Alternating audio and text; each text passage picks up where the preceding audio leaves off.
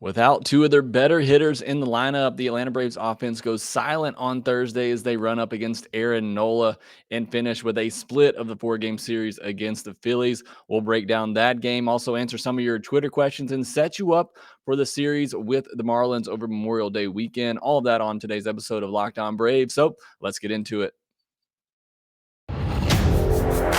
You are Locked On Braves, your daily Atlanta Braves podcast. Part of the Locked On Podcast Network, your team every day.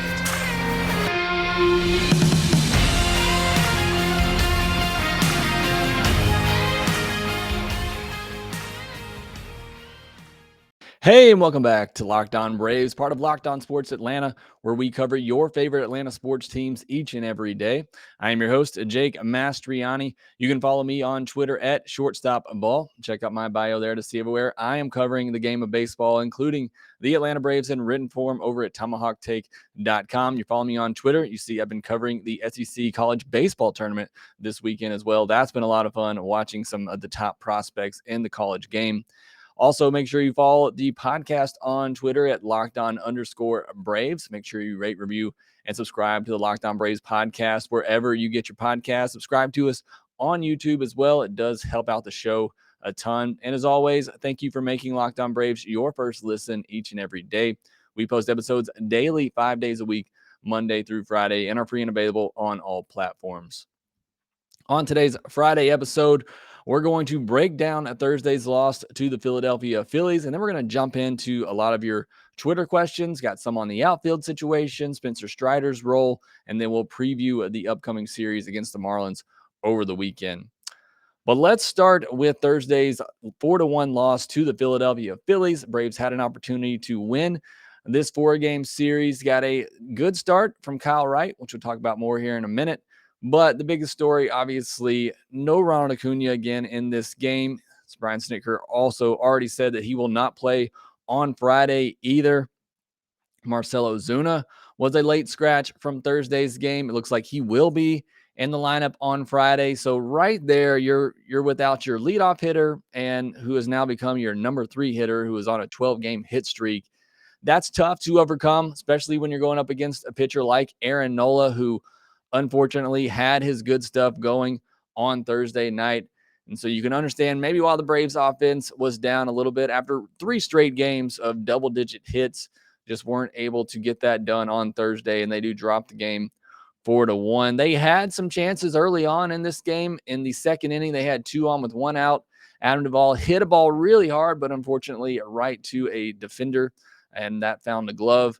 And that pretty much ended that threat. Then you had 2 on with 2 outs in the third inning, and Matt Olson struck out. He did have some good moments in this game. That was not one of his finest. But outside of that, the Braves offense really didn't put up much of a fight in this game. Again, once Aaron Nola settled in after some of those early chances, it was pretty much lights out the rest of the way. The Braves offense could not get anything going against him. And look, good pitching will almost always beat good hitting, and when Aaron Nola is on, he can still be one of the better pitchers in baseball. That knuckle curve was working for him on Thursday. Braves hitters were just flailing at that pitch, weren't able to make the adjustments throughout the game, and Aaron Nola almost went the distance. The Braves were able to chase him out in the 9th inning and scratch across a run on a wild pitch to avoid the shutout there. Some positives for the offense in this game: Dansby, Austin Riley, William Contreras all had hits, extending their hit streaks. Good to see them to continue their hot ways that they've had lately.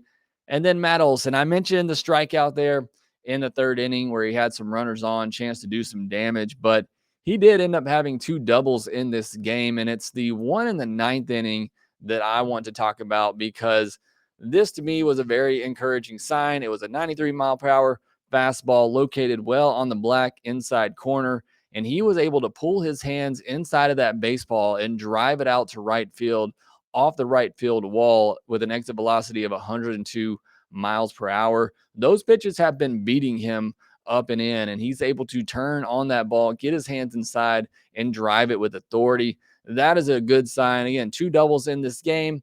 You know, you hope that some of these hits start coming with men on. Has not been the case here lately, but certainly, a promising signs for Matt Olson there with the 2 doubles. Speaking of promising signs, Kyle Wright was really good in this game. He had some trouble in the 3rd inning, gave up that home run on a really good swing by JT Realmuto, and he did a good job getting out of that 3rd inning. He had bases loaded, nobody else with Bryce Harper coming up, and was able to get a strikeout, get a double play, get out of that inning. So he got out of that jam and was really good pretty much everywhere else in that game until you got to the 7th inning. And even in the 7th inning, he got 2 quick outs, and you thought, okay, he'll get through this frame. Hopefully the Braves can scratch across a run against Nola, get back in it.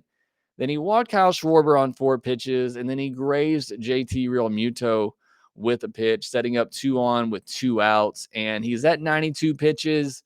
Most he's thrown this year is 97. Look, hindsight being what it is, I wish he would have left Kyle Wright in the game. I think Kyle Wright has shown enough this season that he has earned that opportunity to stay in the game and get out of that jam. You just saw with Max Fried the other day where he's in a similar situation, even more so with bases loaded, and Brian Snitker lets him ride it out. But he didn't let that happen here with Kyle Wright. You bring in Will Smith, and I understand the logic. It's a lefty-lefty matchup against Odubel Herrera. You don't want to use AJ Minter there because what if the Braves don't come back and then you've wasted AJ Minter when you got a long stretch of games coming up? Tyler Matzik would have been the perfect choice there had he been available and healthy. He's not.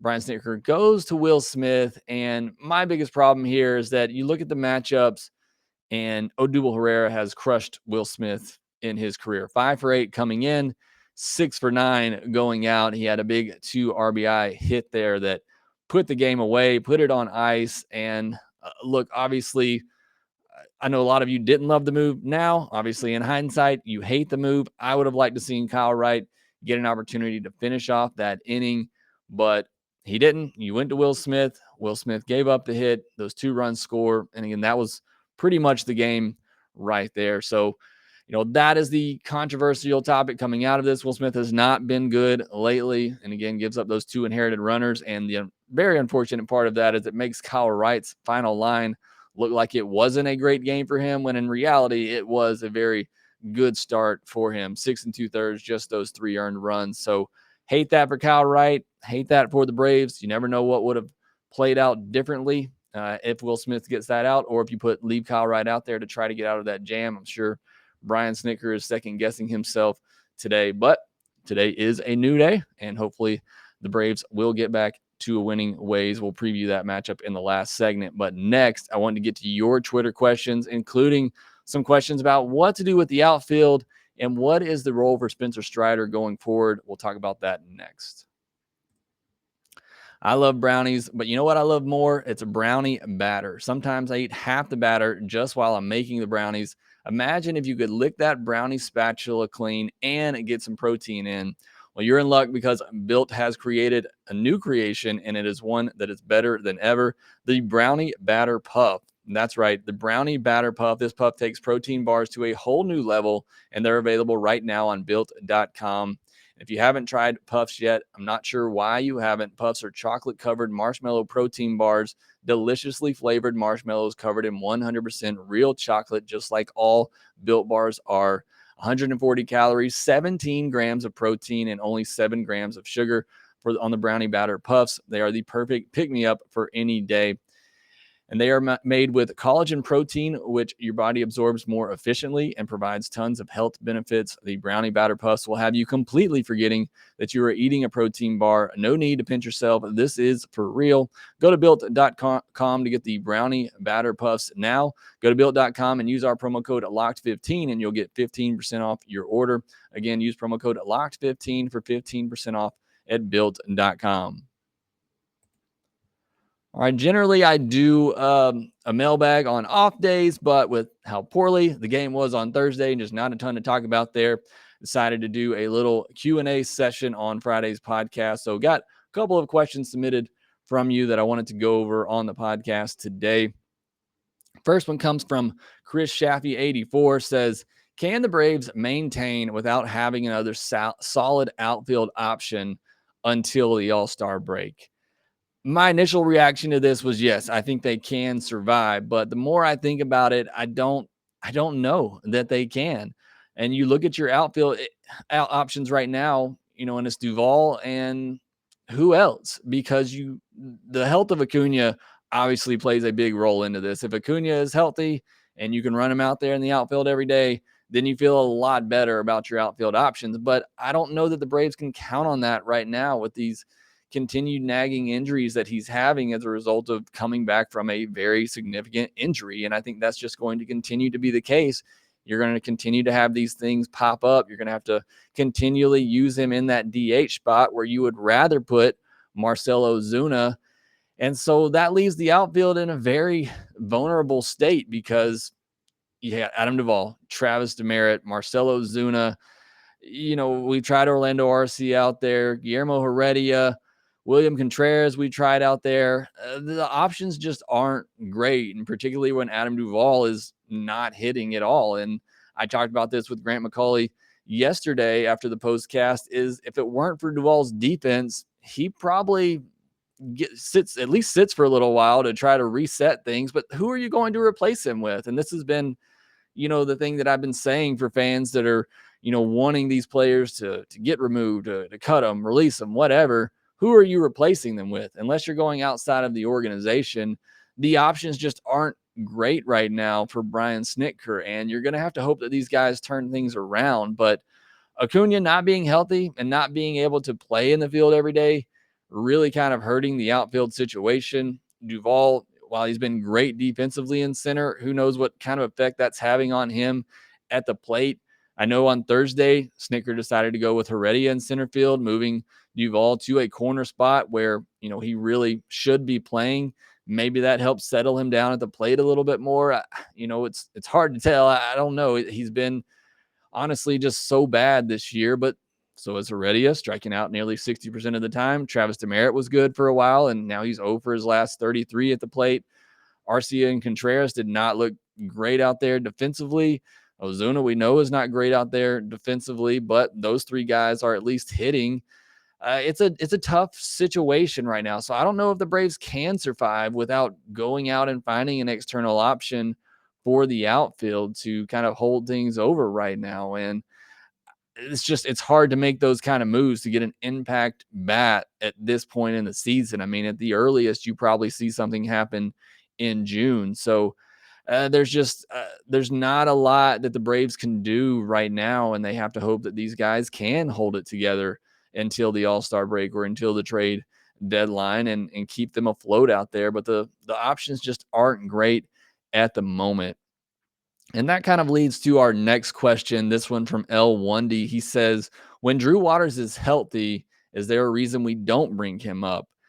And to answer your question, no. If he gets healthy, and he has been hitting the ball great at Gwinnett this year when healthy, I don't see a reason why you don't call him up and at least give him a chance. I mean, I certainly don't want to push him in his development. He's still really young, feels like he's been around for a while. But again, with how bad Adam Duvall has been, maybe you call up Waters, put him in center field, move Duvall back to a corner spot where, he's more comfortable. Maybe that helps get him going. Maybe Acuna can stay healthy and be in the outfield on a more consistent basis. And then you're looking at a pretty good defensive outfield. That's just a lot of pressure on Drew Waters to come up and kind of I don't want to say save the team, but, kind of fill a spot on the team that's really lacking right now. I mean, we just talked about the outfield options, none of them great. And then to put that pressure on Drew Waters to come up and have to perform right away to kind of help solidify a spot and fix a huge need for the Braves. I mean, that's a lot of pressure on him, on a kid that's struggled, the past couple of years, particularly last year at AAA. So again, I hate to do that to him, but I don't see how the Braves can't. If you give him another month or so at Gwinnett and he proves healthy, and again, he continues to hit, he's got an average over 300 and OPS over 800, then I don't know how you don't bring him up and at least give him a chance, see if he can be that spark in the lineup. Look, he's going to strike out a lot. That's part of his game. But if he can consistently make good contact, as he appears to be doing this year, I think you got to see what he can do and see if he can be an answer in that outfield. So, yeah, I don't think it's an immediate fix because I do think he needs to prove that he's healthy. He's still kind of battling that hamstring injury. But once he does prove he's healthy, I think you got to give him a shot in the outfield with all the other options I just mentioned that aren't great right now. Next question comes from VT Murdoch. Says, can you list the priorities or needs at this point in the season? There's too many definitive outs. We've kind of already discussed this as well. I think the definitive need is center field, and I talked about that coming into the season. It's the one area that I thought was left on the table in the offseason that the Braves didn't find a legitimate center fielder to move Adam Duvall to a corner spot. Even if it was just a defensive first outfielder, it's why I was okay with Christian Pache being the center fielder coming into the season. Obviously, he was part of that trade. And I thought maybe if Drew Waters had a good spring and stayed healthy, perhaps he'd have an opportunity. And again, like we just talked about, maybe he does here in a couple more weeks or a month or so if he can stay healthy. But for me, finding a center fielder, look, with everything going on with Ronald, I don't see him playing center field this year. I just don't think you can put that kind of stress on him with these oblique and abdominal injuries that are coming up, as a result of him coming back from this ACL injury. I just don't think it's fair to him to put him back in center field to cover that much ground to play such an important position right now. So with that in mind, I think for me, the biggest priority is finding a center fielder. Again, even if it's just a defensive first center fielder, somebody who can put the ball in play, you can bat him at the bottom of the order.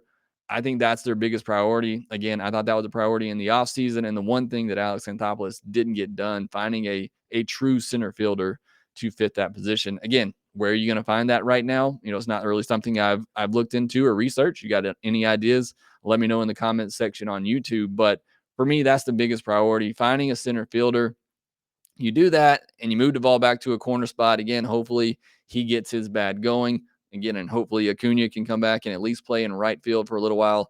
If not, you can live with Ozuna out there and left, put Duvall in right, have Acuna at the DH position. I think that settles things a lot better for that outfield situation. But for me, center field, settling the outfield spots, that's the biggest key for the Braves right now. Outside of that, I think the rotation is fine. Yes, I would like to find a fifth starter. I think right now you just kind of continue to hope that one of those young guys can figure it out and solidify that spot and hold down that spot until you get to the All-Star break. And then maybe you make a move for a veteran pitcher for that fifth spot. But the top four, are solid. Max, Charlie, Kyle, and Ian. Those four should be able to get you a lot of wins. I know the bullpen has had some hiccups, but they've been statistically one of the best in all of baseball this year. You got to hope that Tyler Matzik gets healthy and he comes back.